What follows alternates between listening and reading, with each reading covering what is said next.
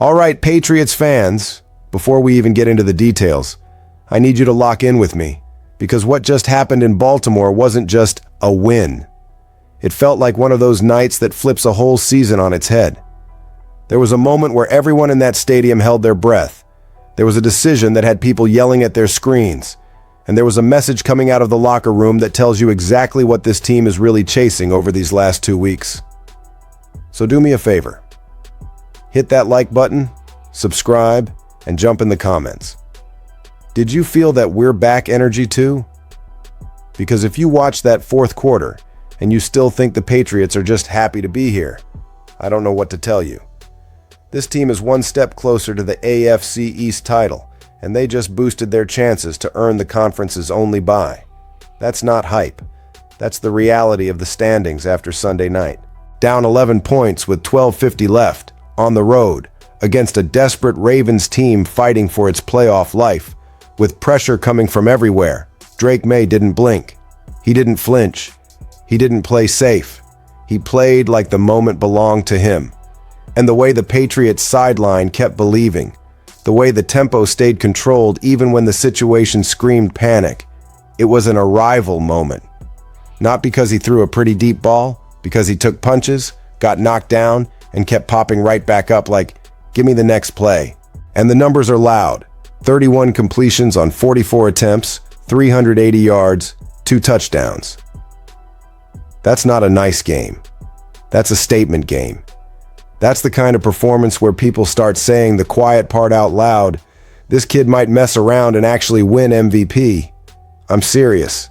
There have been plenty of arrival moments this season, but this one felt different because he had to climb out of a hole in real time, under real heat, with the whole country watching.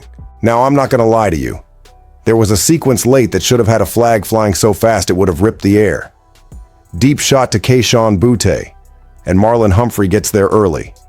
Not a little early. Early enough that Boutte basically gets taken out of the play before he can even finish the catch attempt. Mike Tirico called it the way we all saw it in real time. Chris Collinsworth couldn't believe it. They even went to rules analyst Terry McCauley for answers, and he didn't have any. That's how confusing the moment was. And that's why fans were losing their minds. Patriots fans had every right to be furious in the moment. You could feel the frustration building like, here we go again. But here's what I loved. That no call didn't break the Patriots. It didn't drag them into chaos. They stayed poised. They stayed locked in. They kept playing. And that matters, because deep playoff teams don't just win when everything is fair. They win when things are messy, and you still have to execute. Then the clinching drive. Quick, efficient, cold-blooded. Running back Ramondre Stevenson rips a 21-yard touchdown run just before the 2-minute warning, and suddenly all that rage turns into pure adrenaline. That's the kind of finish that makes you think, oh, they're learning how to close. And when you wake up and see the Patriots sharing the best record in the AFC, you realize something. All the energy you would have spent screaming about officiating can be used for something better, belief. And if you're still heated about that no call, I get it. Because that's the exact kind of moment that can steal possessions, steal momentum, and change a finish.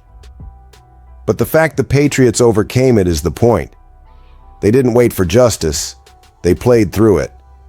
If that doesn't feel like a playoff-ready mindset, what does? But don't get it twisted. This wasn't an easy night for Maye. Not even close. The post-game scene told the whole story. Sitting alone at his locker after the game, he looked like someone who had been in a fight. Red welts above both elbows, marks across his torso. His white pants didn't look white anymore. They looked like they'd been dragged through the whole field. He even joked with assistant Patriots equipment manager Devin Charles Hubbard that they should just burn them because they were so stained. And Hubbard smiled and basically told him, not after a win like that. Not after what that performance meant. And the crazy part?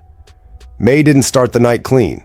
First quarter, interception on a third down play from the Ravens' 13-yard line. Second quarter, strip sack, fumble in Ravens territory. That's the kind of start that can spiral on you fast, especially on the road. The Ravens' defense was harassing him all game. He was getting hit, getting driven into the turf, scrambling, sliding, getting up, doing it again. It was survival football. He was also operating short-handed. Tre'Von Henderson left with a head injury before halftime. Kayshon Boutte also left with a head injury. Demar E.O. Douglas dealt with a hamstring issue. And the right tackle situation turned into a revolving door, with Morgan Moses missing parts of the game with a knee injury. So when people say, yeah, but no, there is no but. That's adversity stacked on adversity, and Maye still answered the bell. That's why the quotes after the game mattered so much. Tight end Hunter Henry said it straight. Having Maye on your side means you always have a chance. That's the kind of confidence teams have when they've got the guy. That's how the Chiefs feel with Patrick Mahomes. That's how the Bills feel having Josh Allen. Maye might not have the playoff resume yet, but you can see the path forming right in front of you. Head coach Mike Vrabel called it a gritty performance, and he wasn't just tossing out a coach word. They pressured him, and he just kept getting up and battling, Vrabel said. He didn't flinch.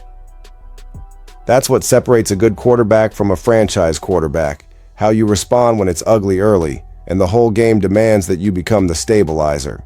And Maye admitted it himself.